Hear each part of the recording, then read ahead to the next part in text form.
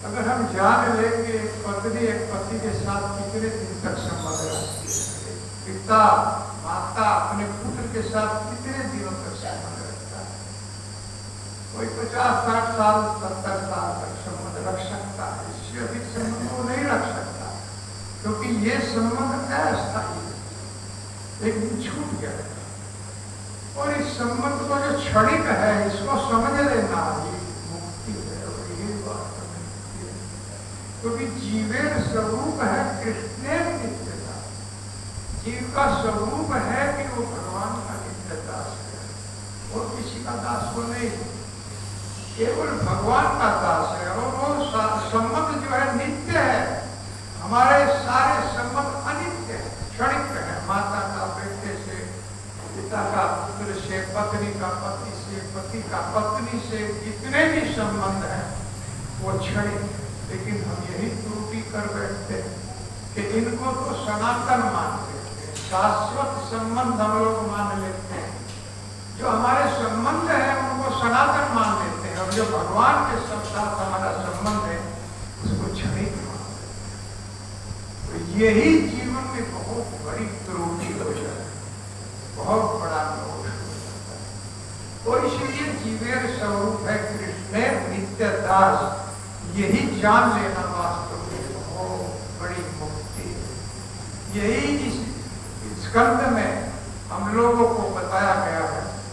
और ये जो कथा है दूसरे अध्याय के पहले श्लोक से हम लोग इसको शुरुआत करते हैं। नारद जी ने इस कथा को वासुदेव जी से कहा है, और इसके बाद इसमें नव योगेंद्रों का संवाद आएगा, उससे हम ठीक ठीक से समझ लेंगे कि मुक्ति क्या है। तो ध्यान पूर्वक हम लोगों को इन कथाओं को श्रवण करना है। आज थोड़ा सा लेट हो गए हैं, पहला दिन है, तो कथा प्रारंभ करते हैं। श्री सुखवाच। श्री सुखवाच गोविंद भुज गुप्तायाम पार्वत्याम क्रुद्वा आवासीत नारदो दीक्षणं कृष्णोपासनं लालसा। श्री सुखदेव महाराज परीक्षित महाराज को ये कर देते हैं। यही पर आपके पास में ही ये कथा सुखदेव जी महाराज ने कही है। सुख करता है सुखदेव जी ने ये कथा कही, तो सुखदेव जी कहते हैं कि गोविंद भुज गुप्ताया, कि गोविंद की भुजाओं के द्वारा सुरक्षित द्वार मध्याम द्वारका नगरी। ये द्वारका नगरी जहाँ भगवान रहते हैं गोविंद की भुजाओं के द्वारा सुरक्षित है। कुरुद्वा है, हे परीक्षित। परीक्षित का एक नाम कुरुद्वा भी है। आवासीत नारदो वीक्षणम, आवासीत रहते हैं नारद जी अवीक्षणम निरंतर। और इस द्वारका नगरी में निरंतर नारद जी आते जाते रहते हैं या रहते हैं। कृष्णो उपासनम लालसा, क्योंकि कृष्ण के दर्शन की लालसा तड़प उनकी आंखों के अंदर, उनको भगवान के दर्शन की तड़प रहती है, उत्कंठा रहती है। इसलिए बार बार वो इस द्वारका नगरी में आते हैं। और आशीष सबसे हम लगा सकते हैं कि वो निरंतर इस द्वारका में रहने का प्रयास करते हैं। तो गोविंद भुज गुप्ताया, गोविंद की भुजाओं के द्वारा सुरक्षित। तो गोविंद का अर्थ है कि गाय और ब्राह्मणों की रक्षा करने वाला। वो ब्राह्मण हिताय है, जगत हिताय कृष्णा गोविंदाय। हम उस गोविंद को, उस भगवान को प्रणाम करते हैं जो गाय की और ब्राह्मणों की रक्षा के लिए सदैव तत्पर रहते हैं। ब्राह्मण था वैष्णव लोग जो भगवान का भजन करते हैं, उनके लिए भगवान सदैव तत्पर है। और आजकल देखिए गाय की क्या रक्षा हो गई, इसीलिए बहुत बड़ी विपत्तियां हमारे सामने आ जाती है। ठीक प्रकार से हम गाय की सेवा नहीं कर पाते हैं। गाँव के सामने जो अत्याचार होता है, इसीलिए उनका सब दंड हमको भुगतना पड़ता है। और ब्राह्मणों की रक्षा, किस तरह से भगवान अपने भक्तों की रक्षा करते हैं इस जगत के अंदर, कौनते है पति जानी ही मैंने भगवत गीता। भगवान अर्जुन को कहते हैं कुंती पुत्र घोषणा करो मेरे भक्त का कभी नाश नहीं होता। भगवान के भक्त का कभी नाश नहीं होता है क्योंकि वो भगवान के द्वारा रक्षित रहते हैं। भले इस जगत में कभी कभी भगवान के भक्त भी कष्टों में जीते हैं। क्यों? क्योंकि ये जगत ही कष्टों का जगत है। तो इसलिए भगवान विपत्ति देते हैं क्योंकि विपत्तियों में भजन बहुत आसान हो जाता है। भगवान के भक्त पर जब विपत्ति आएगी तो वो दृढ़ हो जाएगा और ज्यादा दृढ़ हो जाएगा। क्योंकि अनित्यम सुखम लोक विमन प्राप्य भजस्मा, इस अनित्य क्षणिक जगत में और असुखम दुखों से भरे हुए जगत में जो मेरा भजन कर जाएगा वो मुझे आसानी से प्राप्त कर। हम लोग दुखों से मुक्त होने के लिए भजन करते हैं, लेकिन भगवान का भक्त दुखों से युक्त होने के लिए भजन करता है। वो कभी विचलित नहीं होता। वो कहता है कि दुख और आ, तो अभी घबराता नहीं है क्योंकि दुखों में भजन उसके लिए आसान बन जाता है। भगवान की उसके ऊपर बहुत बड़ी कृपा होती है। तो दुख से नहीं, जैसे कुंती महारानी विपदा शत्रु सहसा पर तत्र तत्र जगत गुरु भक्तो दर्शनम साक्षात। अर्थात हे प्रभु मुझे विपत्तियां दीजिए। क्या मांगती है कि मुझे विपत्तियां दीजिए क्योंकि दुखों में सदैव आप हमारे साथ रहे हैं और अब सुख हो गया तो अब आप जा रहे हैं। तो इसलिए हमको विपत्ति मांगते हैं क्योंकि विपत्ति आएगी तो आपका दर्शन होगा और आपका दर्शन होगा तो जन्म मृत्यु का दर्शन नहीं होगा। ये बार बार जो हमें मरना और जीना पड़ता है, बार बार इस जगत में आना पड़ता है, पता नहीं किस किस योनियों में हमको घूमना पड़ता है, इतने कष्ट हमको सहन करने पड़ते हैं। अगर विपत्तियां आएंगी तो आपका चिंतन बना रहेगा, स्मरण बना रहेगा और फिर जन्म मृत्यु का दर्शन संसक्ति में नहीं जाएंगे। इसलिए भगवान का भक्त जो है वो विपत्तियां मानता है। इसलिए गोविंद का अर्थ है कि जो गाय और ब्राह्मणों की रक्षा के लिए सदैव तत्पर है। एक बार जरासंध माता दुर्गा का भक्त था। सारे असुर जो है वो भी भक्त है, लेकिन वो अधिकतर देवताओं के भक्त हैं। जैसे हिरण्यकशिपु, हिरण्याक्ष ब्रह्मा जी के भक्त हुए, रावण, कुंभकर्ण ये भगवान शिव के भक्त हुए हैं। इसी तरह से जरासंध भी इसका भक्त था, दुर्गा माता का पूजा करता। तो एक बार पूजा कर रहा था तो अरदास लगाए हुए थे लोग, भगवान माता का बहुत बड़ा स्टेचू लगा करके और उनका कीर्तन गा रहे थे। तो उस समय कोई वैष्णव भी वहां आया हुआ था, तो उसने यही श्लोक वहां पर पढ़ा, वो ब्राह्मण हिताय जगत हिताय कृष्णाय गोविंदाय नमः। भगवान गाय की और ब्राह्मणों की रक्षा करते हैं और जब गाय और ब्राह्मणों की रक्षा होगी तो जगत का हित हो जाएगा। ऐसे श्री भगवान को प्रणाम करें। तो उन्होंने बताया तो जरासंध 17 बार भगवान से हार चुका था, मथुरा पर बार बार चढ़ाई करता था युद्ध करने के लिए, क्योंकि भगवान को ग्वाले से अधिक महत्ता नहीं देता था जरासंध। इसीलिए जितनी बार भी युद्ध किया उतनी बार उसकी सेना को मार दिया गया और उसको छोड़ दिया जाता था। क्यों छोड़ दिया जाता था? एक बार बलराम ने कहा कि नहीं, अपनी बार तो इसको मार देना चाहिए, ये बार बार युद्ध करने के लिए आता है। भगवान कहने लगे कि नहीं, इसको छोड़ दो। क्यों छोड़ दें? क्योंकि ये असुरों को इकट्ठा करके लाता है और हम आसानी से उनका वध कर, हमें जगह जगह जाना नहीं पड़ता है, हमें उनको ढूंढना नहीं पड़ता। ये इकट्ठा करके लाता है और यहाँ पर युद्ध करता है तो हम असुरों का वध कर देते। पवित्रना साधुना विनाशा चतुष्कर्ता। भगवान कहते हैं कि मैं भक्तों के लिए इस जगत में और असुरों का नाश करने के लिए इस जगत में आता हूँ। तो साधु तो कहते हैं कि भगवान किसी का वध करने के लिए नहीं आते, वो स्वयं अपने कर्मों के द्वारा मारे जाते हैं। जैसे इस जगत में, इस गांव में हम लोग विद्युत आया है तो विद्युत को हम अपने कल्याण के लिए इस गांव में लाए हैं, भाई हमारा रेफ्रिजरेटर चलता है, हमारा जो है मशीनें चलती हैं, हमारा बहुत कार्य विद्युत से हमारा हो, लेकिन कोई विद्युत की शक्ति को बिना समझे और तारों को पकड़ ले तो तुरंत समाप्त हो जाए। तो इसलिए विद्युत हमारे कल्याण के लिए लाई गई है, लेकिन कोई उसकी शक्ति को अगर नहीं जानता तो वो मारा जाएगा।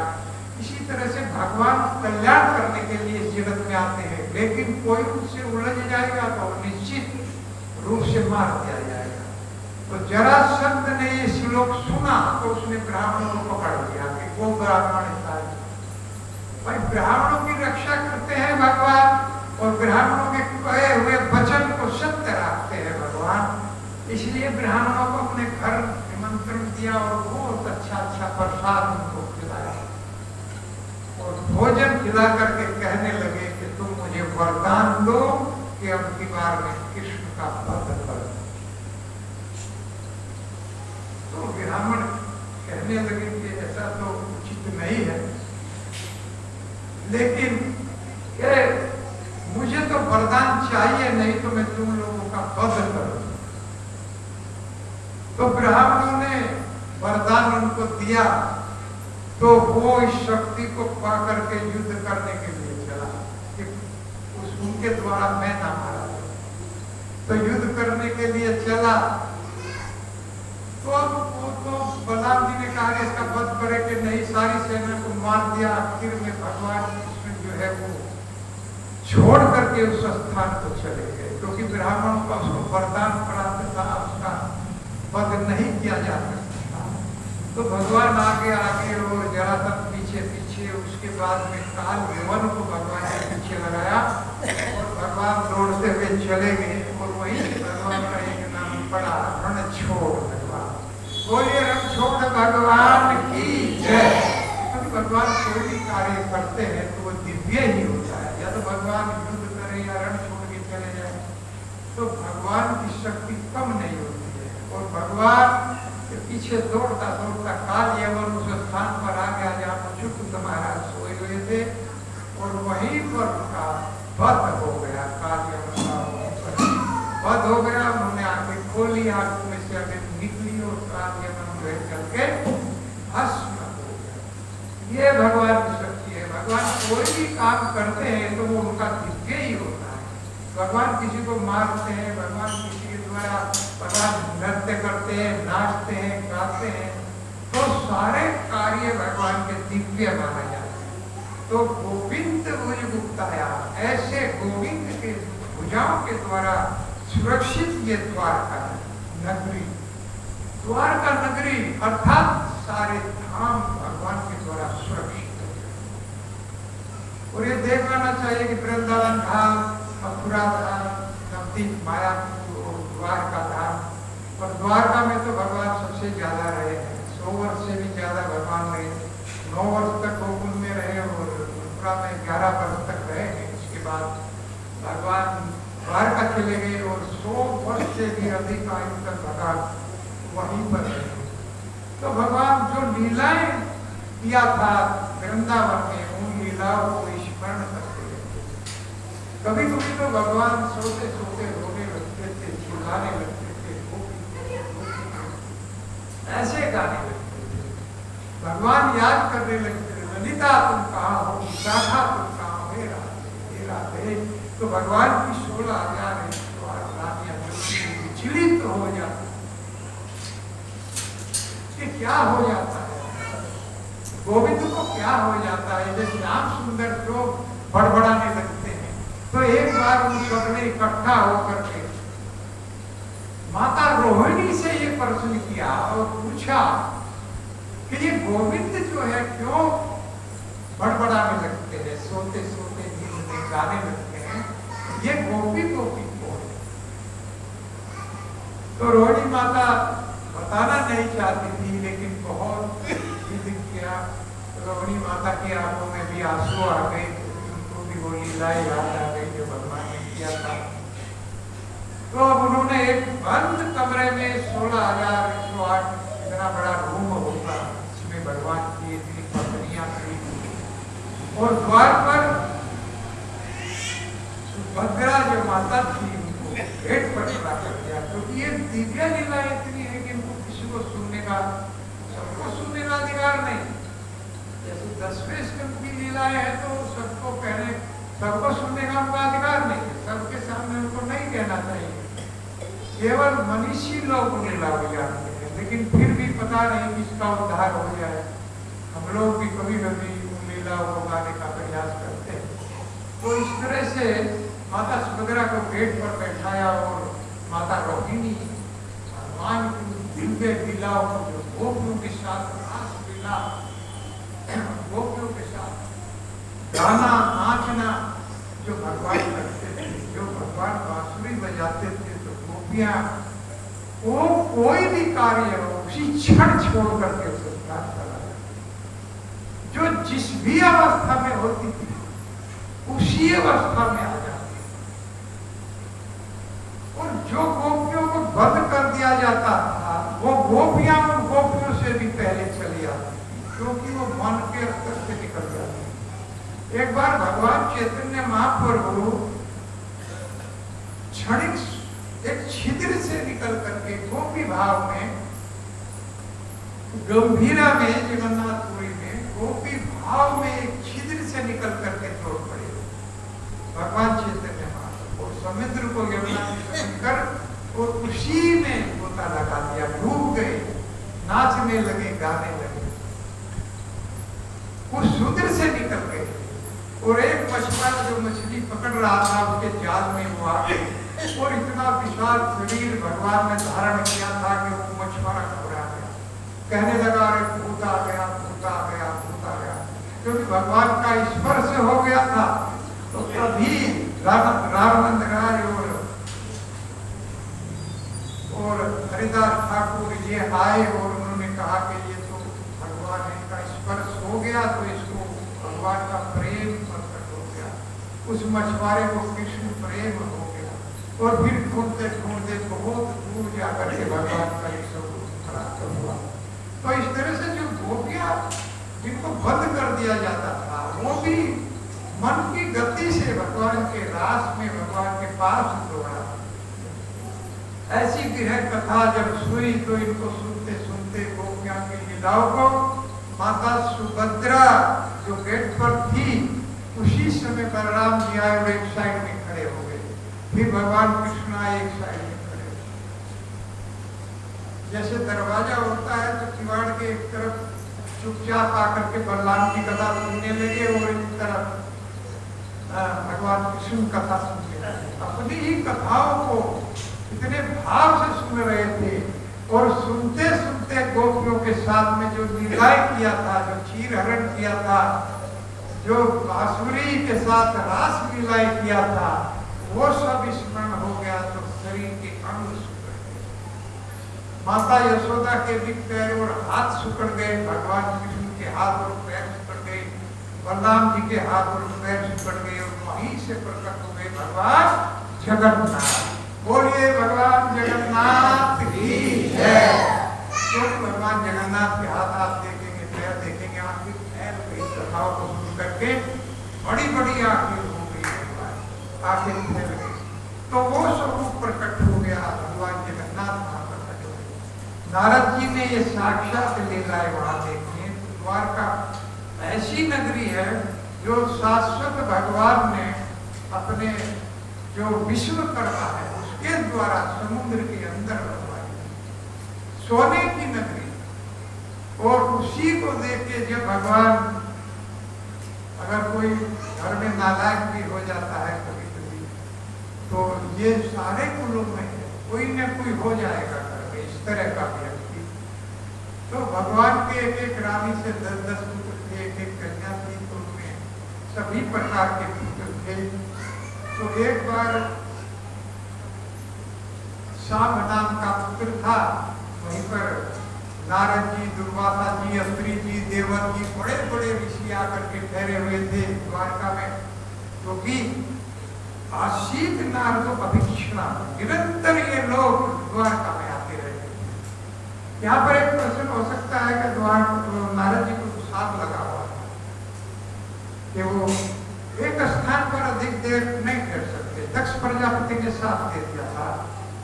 जब दक्ष प्रजापति ने 10,000 पुत्रों को धर्म, अर्थ और काम की शिक्षा देने के लिए भेजा सिंधु प्रदेश में, तो वहां पर नारद जी ने देखा कि नारद जी तो मौका देखते हैं, सबको अपने जैसा सोचते हैं बना देंगे, भक्त बना देंगे। तो देखा 10,000 पुत्र हैं, तो क्यों ना इसको भुनाया जाए, यहाँ जाकर के प्रचार किया जाए। क्योंकि भगवान का भक्त तो यही देखता है नहीं कि कहाँ प्रचार हो जाए, मैं कहाँ भगवान के संबंध में कहूँ। जैसे कोई मेला लगता है तो उस मेले में जो व्यापारी होगा वो धन की तरफ देखेगा कि कहाँ मैं कोई अपनी दुकान लगाऊं जहाँ सबसे ज्यादा हो जाए, उसे और मेले से लेना देना नहीं है। तो ये देखेगा मेले में कि कहाँ ज्यादा आमदनी हो सकती है, वहां पर वो अपनी दुकान लगाएगा।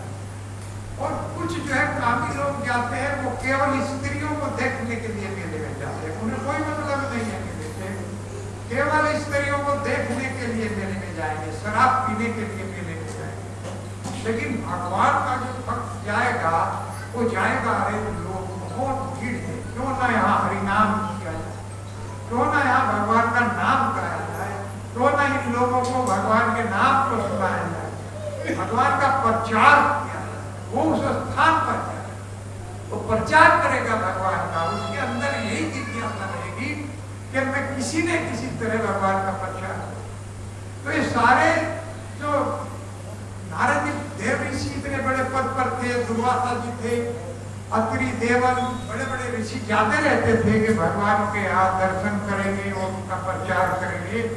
तो वहां पर ये एक बार रुके हुए थे, तो तभी जो यदु कुमार थे वो वहां पर खेल रहे थे और उनमें सांप भी था, खेलते। तो इन्होंने इनको एक मजाक सूझा और इन्होंने सांप बहुत ही खूबसूरत था, बहुत सुंदर था। तो सांप के एक मुसल था, उस मुसल के ऊपर बहुत कपड़ा लपेटा और कपड़े को लपेट करके श्याम के पेट में रख दिया, कपड़े के ऊपर ढक दिया। पेट बड़ा हो गया, पेट बड़ा हो गया तो उसको ले जा करके साड़ी पहना करके लेके गए और ले जा करके दुर्वासा जी नारद जी से पूछने लगे कि महाराज आप लोग तो त्रिकालदर्शी हैं, आप लोग बताइए कि इस हमारी माता जी के गर्भ में क्या है, अर्थात लड़का है कि लड़की है, पूछना चाहते। अब ये भूल गए कि त्रिकालदर्शी है तो ये सब कुछ जान जाएंगे, इस बात को भूल गए, ये सचमुच जान जाएंगे। तो नारद जी तो सब जानते थे। अब उन्होंने दुर्वासा जी ने देखा और दुर्वासा जी को तो जानते हैं किस तरह की क्रोधी है, और उन्होंने कहा कि इसके पेट के अंदर तुम्हारे वंश का नाश है, इसलिए कभी साधु का उपहास नहीं करना चाहिए, साधुओं के साथ कभी मजाक नहीं करना चाहिए। साधु आए तो तुरंत, जैसे मुनि महाराज प्रश्न करेंगे, जैसे वासुदेव जी नारद जी का स्वागत करेंगे, कोई समय नहीं लगाएंगे, केवल आसन देंगे ऊंचे और हाथ हाथ पूछेंगे, पानी पियाएंगे तो तुरंत तत्व ज्ञान के संबंध में प्रश्न ये पूछना चाहिए। साधु को बुलाना चाहिए, साधु अगर घर में आता वो पटाख नहीं करना चाहिए। बहुत से लोग तो हाथ ही दिखाने लगेंगे, अजी हमारा बताइए कितना धन हाथ में, कितना धन हाथ में। साधु ये नहीं जानता, जो अच्छा साधु होगा वो ये नहीं जाने। अब साधु की पहचान कैसे करें इस जगत, क्योंकि हम सबकी पहचान इस जगत में कर सकते हैं। एक डॉक्टर की पहचान करेंगे, हम तो सफेद कोट पहने हुए तुरंत समझ जाएंगे ये डॉक्टर जो सफेद कोट है। एक पुलिस वाले को हम देख लेंगे, खाकी ड्रेस में होगा तो ये पुलिस वाला, और एडवोकेट की ड्रेस क्या होगी, काला कोट, तुरंत पहचान जाएंगे ये वो। लेकिन साधु को आप कैसे जाने, साधु को नहीं जान पाएंगे, क्योंकि लाल वस्त्र को धारण करके बहुत बहुत वांछित तत्व, इसीलिए साधु की पहचान नहीं है। साधु की पहचान के लिए तो जब वो बोलता है, जब वो गाता है भगवान के संबंध में, ये प्रश्न अर्जुन ने भगवद गीता में यह है भगवान से परजहात यदा कामान सर्वान पार्थामन होता है। किस तरह से मैं साधु की पहचान करूं? वो साधु के 6 लक्षण बताए माता देवहूति ने प्रश्न किया तो कपिल देव भगवान ने 6 लक्षण बताए। तितिक्षुए, करुणिका, सुहृदय, सर्वदेहिका, अजात, सत्रवा, शांता, साधु, सहनशील होता है, सब कुछ सहन कर जाएगा तिनके के समान। कर्णातपि सुनिचेन करोड़पि सहिष्णुता देव कीर्तनिया सदा है, उसको सदैव भगवान का कीर्तन करता है। मान अपमान से वो ऊपर उठा हुआ होता है, पर ये चीजें असर नहीं डालती है। मेरा मान हुआ है कि अपमान हुआ है, और हम लोग इस चीज के भूखे हैं एक साथ। इसलिए साधु की पहचान बहुत कठिन इस जगत में, पता नहीं कौन किस भेद में होगा। तो इस तरह से द्वारका नगरी भगवान की भुजाओं के द्वारा सुरक्षित है। बता रहा था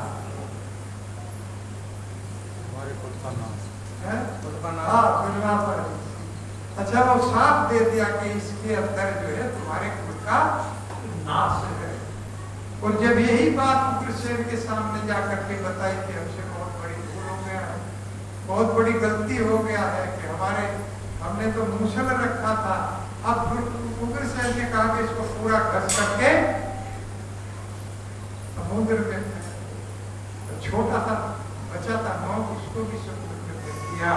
तो पटेरे के रूप में जम गया और नौ को एक मछली में निकल, तो उसका पटेरा बन गया और आपस में लड़ते मदिरा पी करके सारे के का नाश हो गया। भगवान ने भी अपने भक्तों का, भगवान अपनी बात को तोड़ देंगे लेकिन भक्तों की बात को नहीं टूटने, भक्तों की प्रतिज्ञा को वो नहीं टूटने।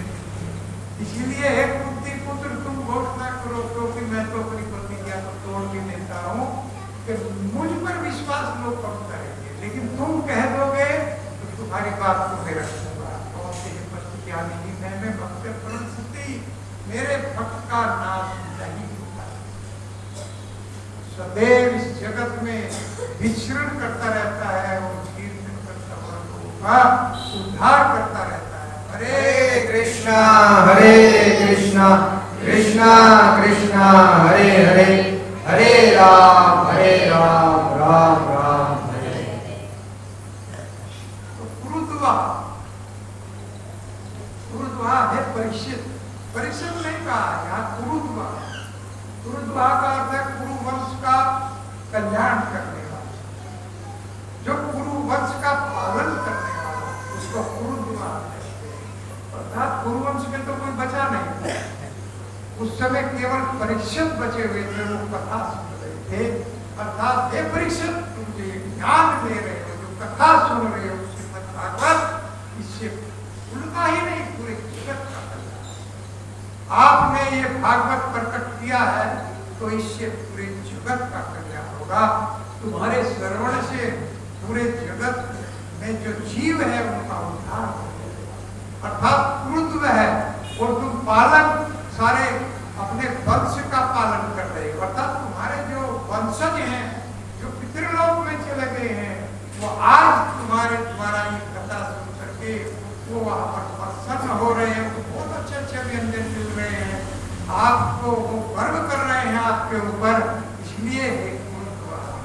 तीसरा है गुरुद्वा क्यों है? क्योंकि गोविंद भुजाया, गोविंद की भुजा के द्वारा द्वारका तो सुरक्षित है ही, आप भी सुरक्षित।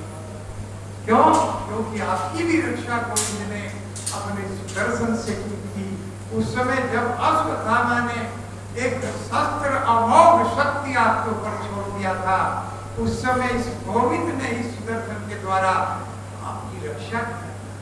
आपकी माता उत्तरा गर्भ में आप थे और वो कहती है कि पाही पाही पाही देव हे जगत के स्वामी, हे गोविंद, मेरे इस गर्भ की रक्षा। हरे कृष्णा हरे कृष्णा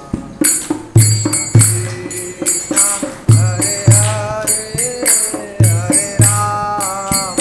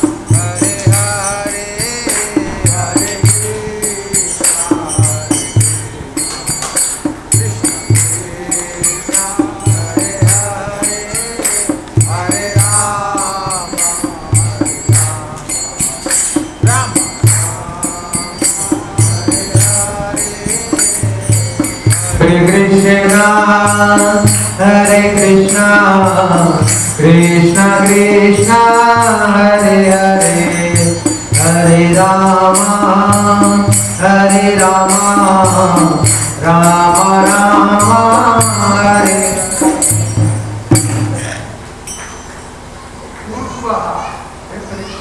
आपकी रक्षा भी बर्बाद नहीं किया है। और जिस समय उत्तरा जो आपकी माता थी उसके ऊपर अश्व में अमोघ शक्ति अश्वत्थामा ने छोड़ दिया, इसका बात अर्थात ऐसी शक्ति थी जो अपने रक्षक होते थी, वो शक्ति छोड़ दिया और आपने भगवान को पुकारा। देखिए उत्तरा ने ये गलती नहीं किया है जो द्रौपदी ने किया। उत्तरा सीधे भगवान की शरण में गई। तो द्रौपदी ने पहले जो सभा में बैठे हुए लोग थे उनको पुकारा था, धरतराज को पुकारा, द्रोणाचार्य को पुकारा और फिर अपने पतियों को भी पुकारा।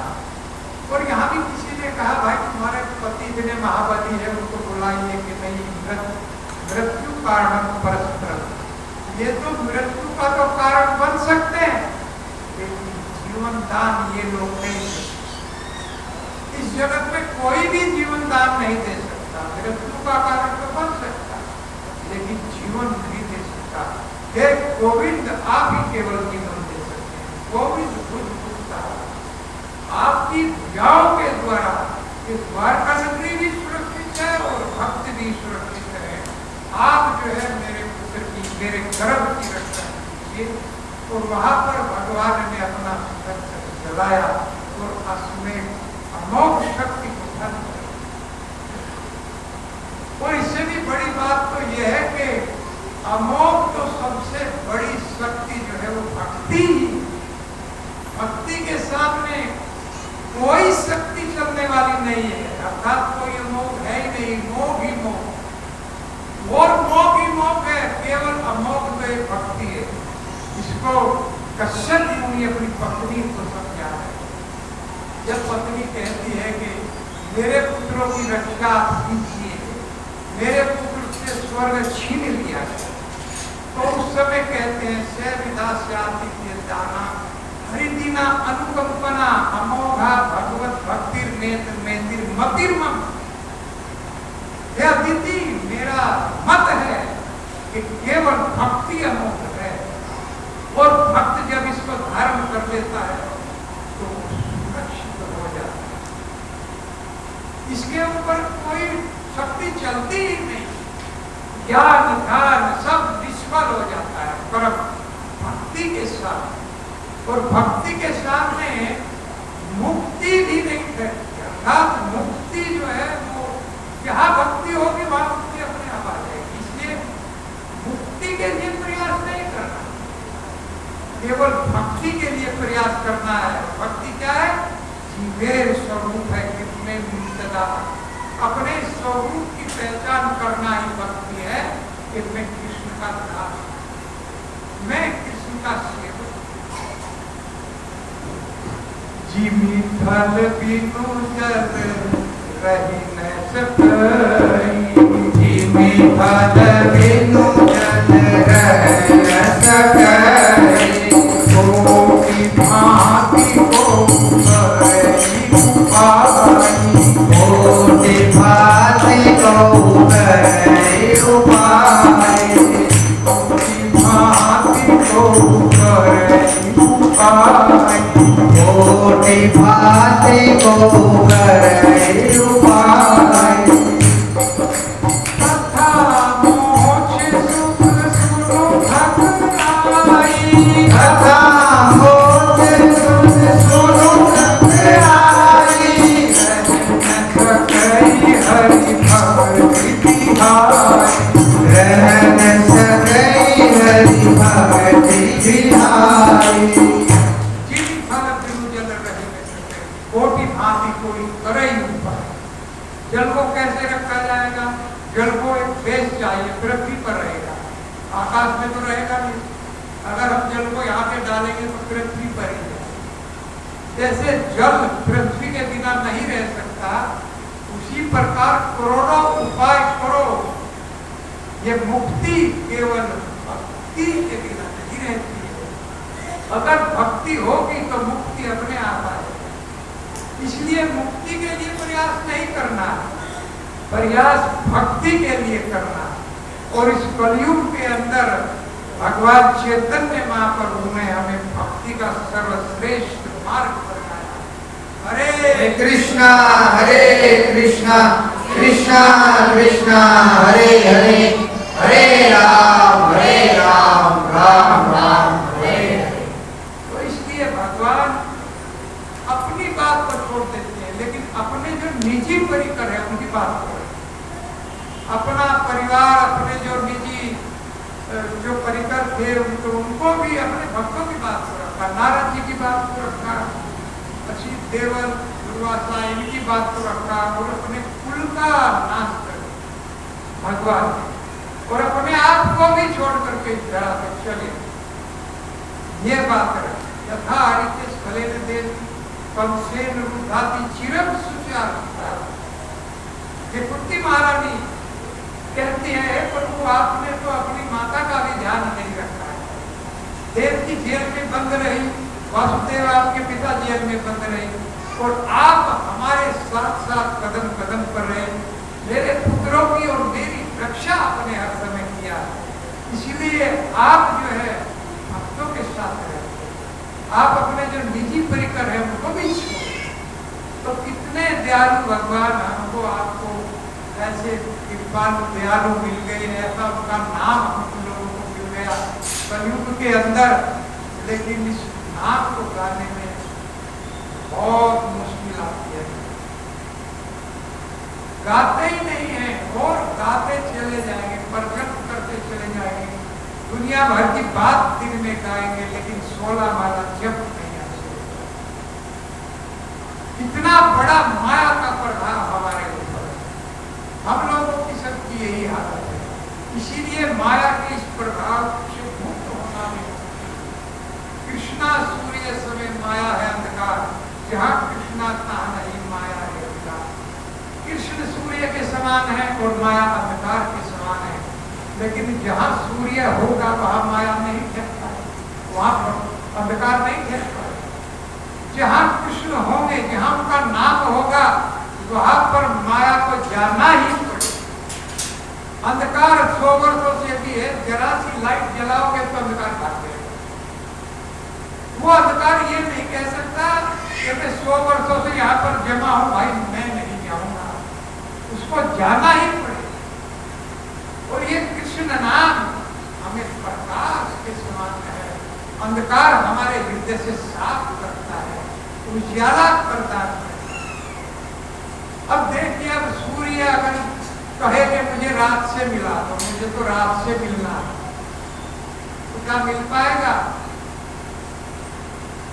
सूर्य रात से नहीं मिल सकता, चाह कर भी नहीं मिल सकता, क्योंकि जहां भी सूर्य जाएगा वहां रात ठहर ही नहीं पाएगी, प्रकाश हो। इसी तरह से भगवान किसी को दुख नहीं देते, क्योंकि दुख उनके पास है ही नहीं, उनके पास तो सुख ही सुख है।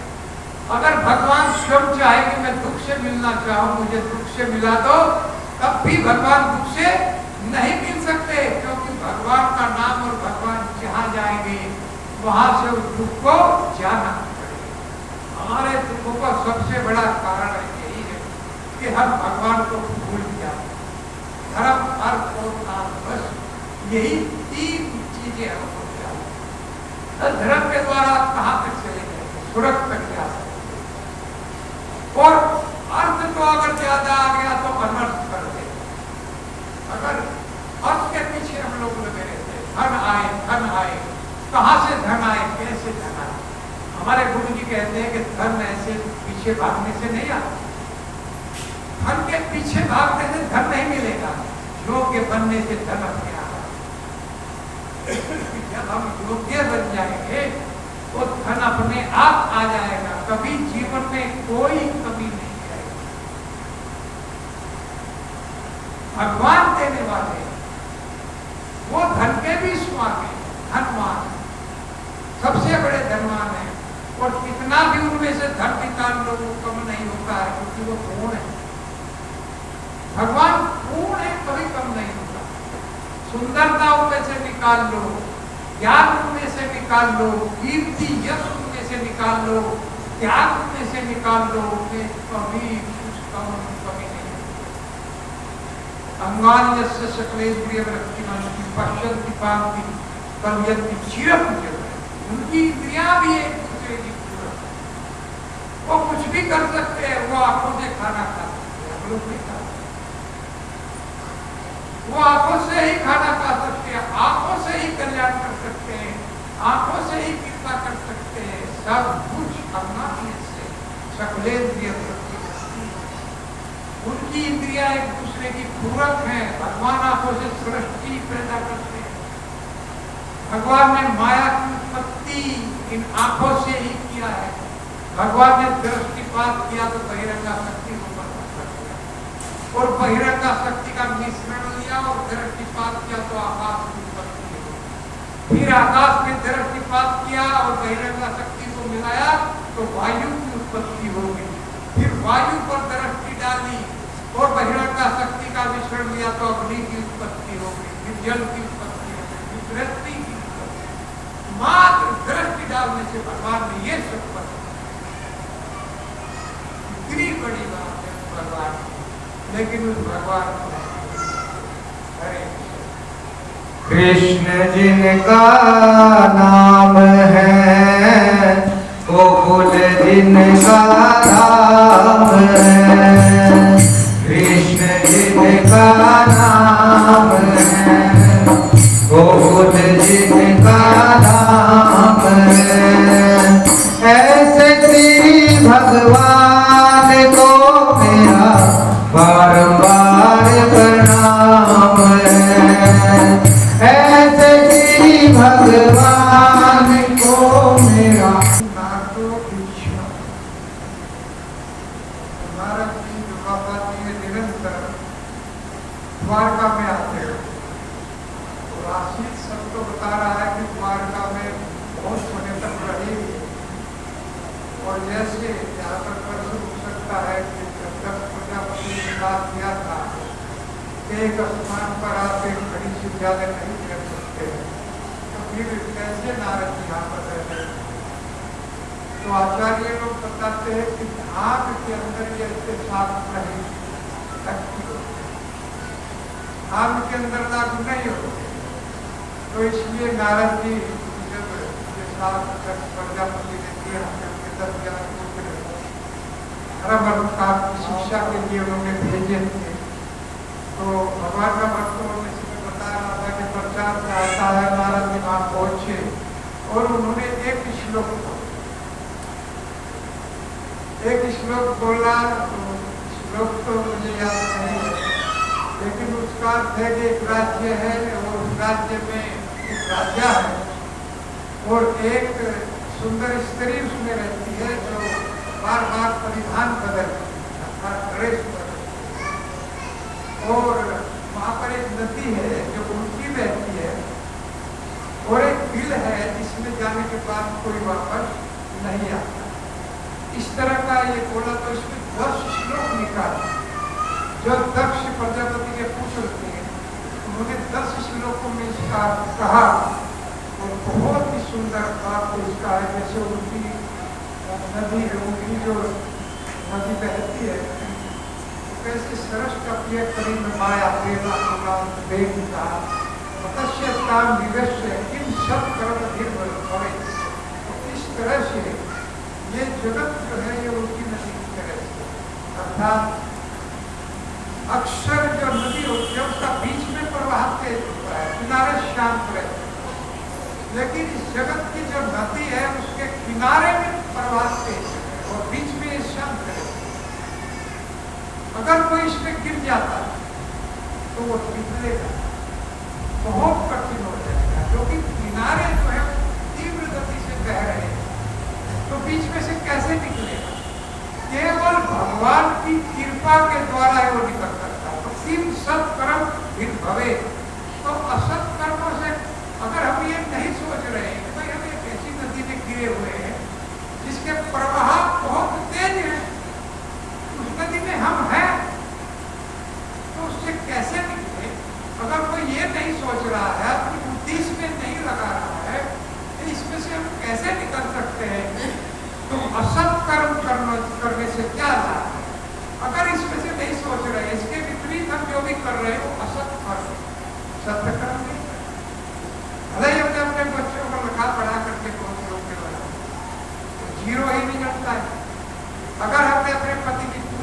किया, पति ने पत्नी की सेवा किया, माता पिता ने बच्चों को पाला है, बच्चों ने माता पिता की सेवा किया है, लेकिन हरि नाम नहीं लिया तो सारा निष्फल।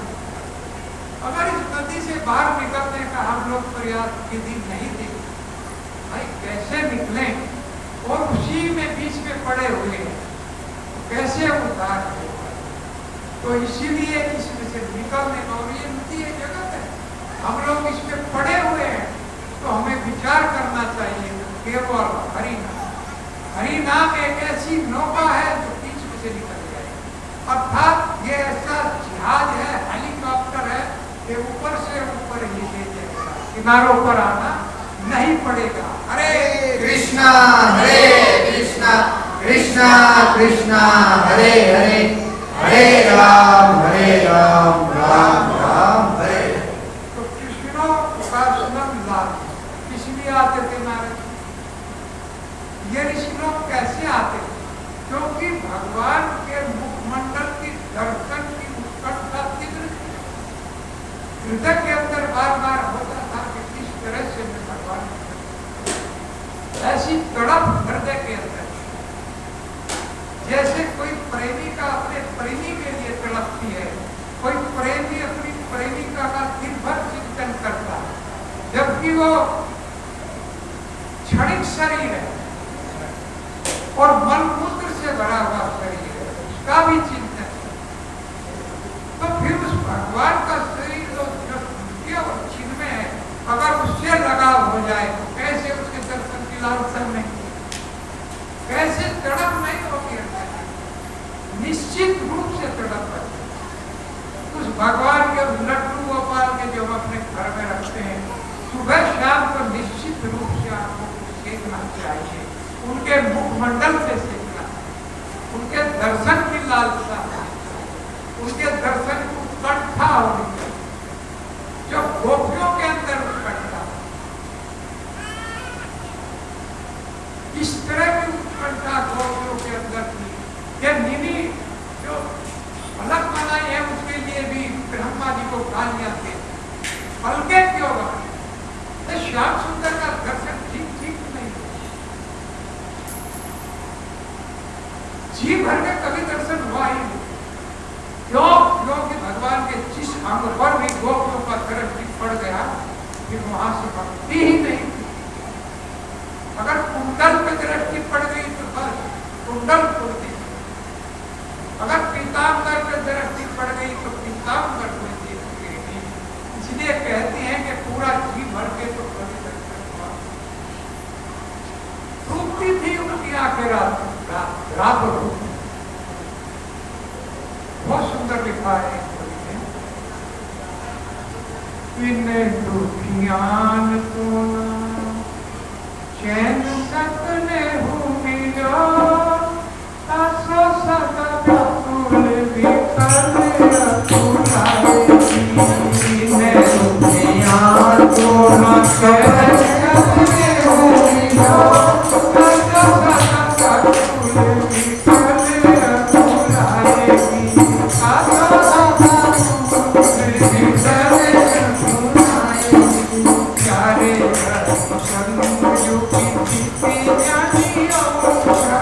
प्यारे हरिचंद्र तुझी जीती जानी और प्राण, चाहत चले थे तो सब न कमाएगी, चाहत चले थे तो सब न कमाएगी।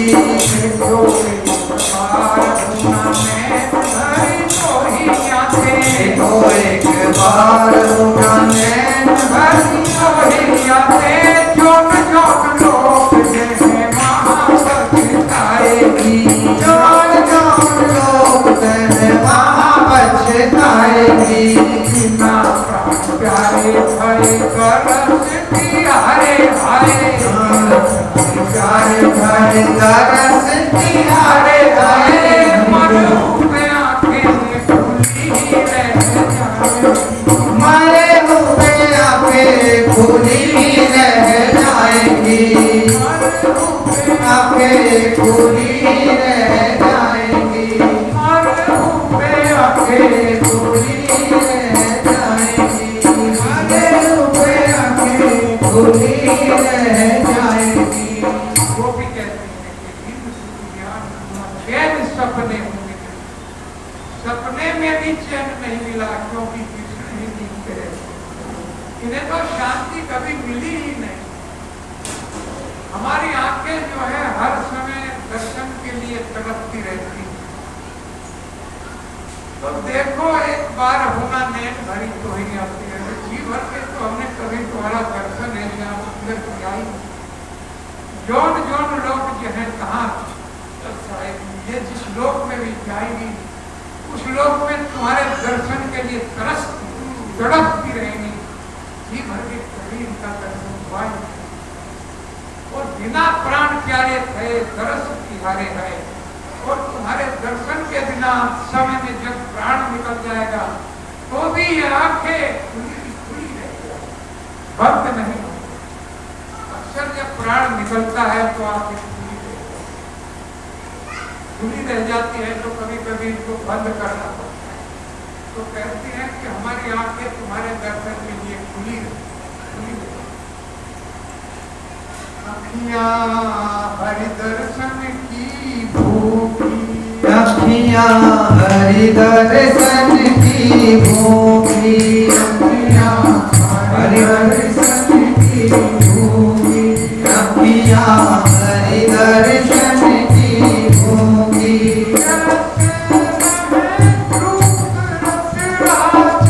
कैसे रहे रूप रस राजी, अखियां हरि दर्शन की भूखी, अखियां हरि दर्शन की भूखी, अखियां हरि दर्शन की भूखी।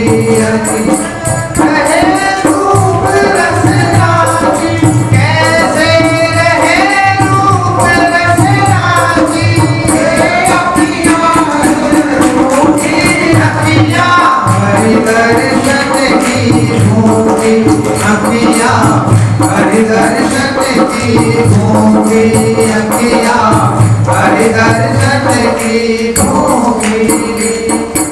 अब दिगिनत टकमग जीवत, अब दिगिनत टकमग जीवत, तब ऐसी नहीं झूठी, अब ऐसी नहीं झूठी, अब इन जोग संदेश उठो, अब इन जोग संदेशन उठो। अखियां हरि दर्शन की भूखी, अखियां हरि दर्शन की भूखी, अखियां हरि दर्शन की भूखी। कैसे रहे रूप रस राजी, कैसे रहे रूप रस राजी, भूखी, अखियां हरि दर्शन की भूखी, अखियां हरि दर्शन की भूखी, अखियां हरि दर्शन की भूखी। एक बार मुख फेर दिखाओ, एक बार मुख फेर दिखाओ, तू ही सखीवत मधुरी, सूरज सन अखियां बंधाओ, अखियां हरि दर्शन की भूखी, अखियां हरि दर्शन की भूखी, अखियां हरि दर्शन की भूखी। कैसे रहे रूप रस राजी, कैसे रहे रूप रस राजी, भूखी, अखियां हरि दर्शन की भूखी, अखियां हरि दर्शन की भूखी, अखियां हरि दर्शन की भूखी। जब लोगों का उपदेश देने के लिए आए तो गोपियां कहती हैं कि जो चलने वाला है। क्योंकि हमारी जो आंखें हैं ये भगवान के रूप रंग में रची हुई, तुम्हारे ये योग की बातें यहाँ नहीं चलेगी। और ये जब से हम सुन रहे हैं तो ये बातें हमको बहुत रूखी लग रही है, इनमें कोई रस है ही नहीं। तुम जो योग का उपदेश हमको दे रहे हो, इन बातों में कोई रस नहीं है। हमारी आंखें तो कृष्ण के रूप में रची हुई है, हमें ये अच्छी नहीं होती। अवधि की न जब से हमारे श्याम सुंदर गए हैं, हमें एक एक क्षण गिन रहे हैं। और अभी योग संदेश बुद्धो अति अकुलानी, अभी योग का जो तुम उपदेश दे रहे हो, इससे हमारी आंखें बहुत दुख हमको हो रहा है।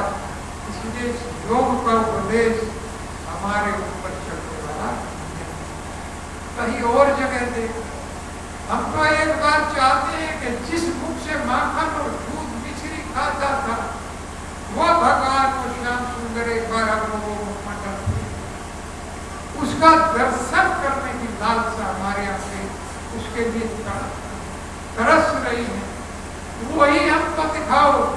सूर सिकत हटी नाव चला, सूर सिकत हटी नाव चला। सूरदास जी कहते हैं कि गोपिया कहती है, हे उद्धव ये हट रूपी नाव यहाँ पर नहीं चलने वाली है, क्योंकि इन सरिता में तो पानी ही सूखी हुई है।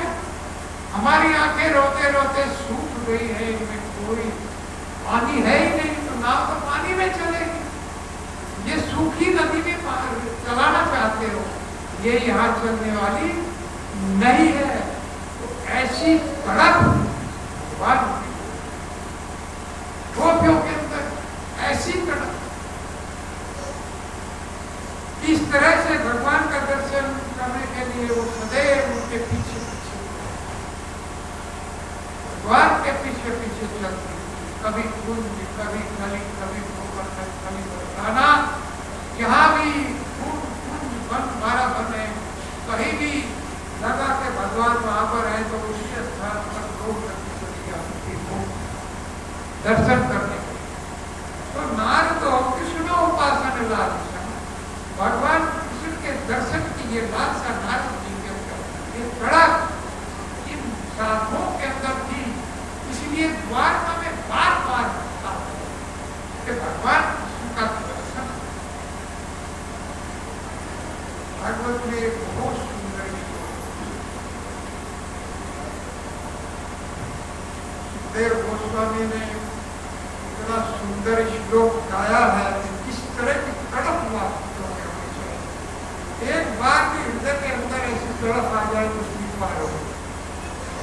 अजात पक्षा मात्र भगा स्तनियम यथा वत्सरा सुदार्था क्रिया प्रिय विशुद्धम विपन्ना मनो अरविंदाक्ष विदर्शत्वा।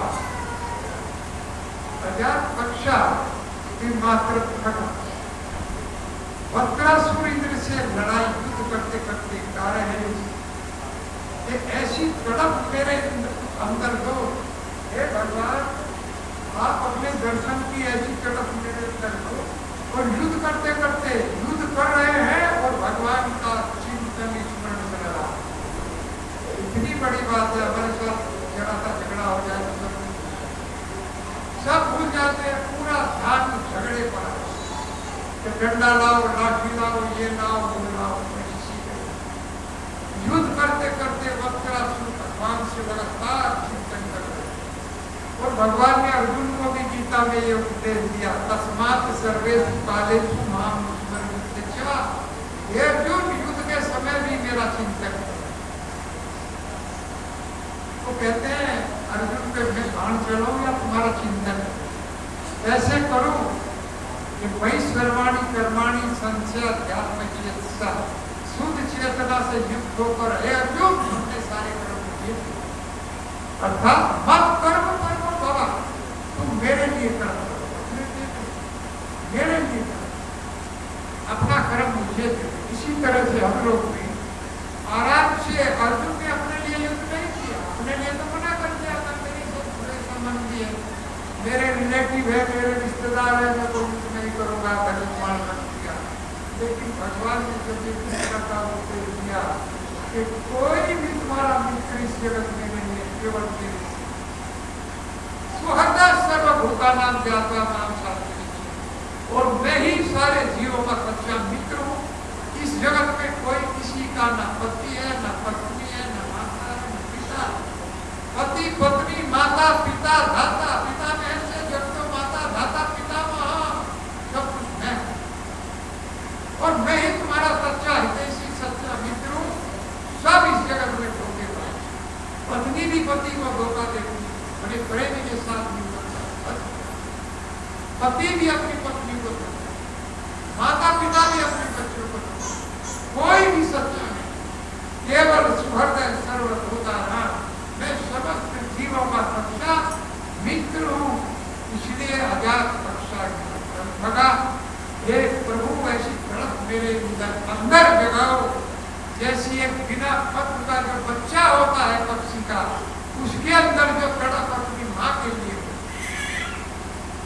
क्योंकि वो उड़ नहीं सकता, छोटा बच्चा, वो केवल अपनी माता प्यास लगाए है, वो दाना लाएगी और मुझे खिलाए, उसी का चिंतन करता रहता है। पंख है नहीं, नीचे आ नहीं सकता, केवल उसी का चिंतन, उसी का मनन करता रहता है कि कब मेरी माँ आएगी। इस तरह का चिंतन, इस तरह का मनन और इस तरह की तड़प भगवान के प्रति जब हो जाएगी, जीव क्षण भर में पा जाएगा। बड़े बड़े महात्माओं में क्षण भर में पा जाएंगे, भगवान महाराज ने एक 3 घड़ी में पा दिया, बहुत सी वैसी तड़प कभी तो है। दूसरे श्लोक में कहते हैं स्तन्यम यथा वत्सरा छुड़ा, दूसरे में कह रहे हैं जैसे गाय का बछड़ा, गाय चरने के लिए गई हुई है और बछड़ा दूध पीने का समय हो गया है और खूंटे के चारों तरफ को चक्कर लगा रहा है, अरे मेरी माँ आएगी कब मैं, मेरी माँ आएगी कब मैं उसका दूध पीऊंगा, मेरी माँ कहाँ है, वो सदैव उसी का चिंतन करता है। ऐसी तड़प मेरे अंदर है भगवान बनाओ, जैसी गाय के बछड़े की, गाय के पत्नी। तीसरे में कहते हैं प्रिया प्रिय विपुलतम विपन्ना, एक पतिव्रता स्त्री जिसका पति 3-4 साल से व्यापार करने के लिए विदेश में गया हुआ और उसे सूचना मिलती है कि कल तेरा पति आने वाला है, अपने पति से मिलने की जो तड़प उसके अंदर है, वो तड़प मेरे अंदर है। वो तड़प आपके लिए मेरे हृदय के अंदर होनी चाहिए। मनोरविंदा निदर्शे हुआ, इस तरह का मैं आपका दर्शन चाहता हूँ, हे अरविंद, हे कृष्ण, मैं आपका दर्शन चाहता हूँ, लेकिन तड़प। पहला उदाहरण देखिए, आजाद पक्षी मातर भगा, जिसके पंख नहीं है वो पक्षी, उसके अंदर जो तड़प अपनी माँ के बढ़ती है। इससे दूसरा उदाहरण श्रेष्ठ है, कैसे? क्योंकि वो जो पक्षी है वो अपने अस्तर से नहीं पालता अपने बच्चे को, बाहर से चुगा देता, बाहर से ला करके दाना खिलाता। लेकिन दूसरा उदाहरण श्रेष्ठ है गाय वाला, क्योंकि गाय अपने बछड़े को अपने दूध से पालती, अपने शरीर का दूध पिला। पक्षी तो बाहर से दाना लाएगा, अपने बच्चे को खिला देगा, लेकिन गाय अपने तन से उसको दूध पिलाती है। इसीलिए गाय का उदाहरण पहले से श्रेष्ठ है। अब तीसरा उदाहरण देखिए, प्रिया प्रिय करना, ये उससे भी श्रेष्ठ है। उस पतिव्रता स्त्री के अंदर जो तड़प है अपने पति से मिलने की, ये सर्वश्रेष्ठ है। क्यों? क्योंकि वो पतिव्रता स्त्री उसके पति को भी पालती, अपने उसके बच्चे को भी पालती, अपने शरीर से पालती है, और पतिव्रता स्त्री उसके लिए भी तड़पती है। इसलिए तीसरा उदाहरण है वो सर्वश्रेष्ठ है। और इस तरह की उत्कंठा भगवान के प्रति अगर हो जाए तो जीत पार हो जाए। हरे कृष्णा कृष्णा कृष्णा हरे हरे, हरे राम राम राम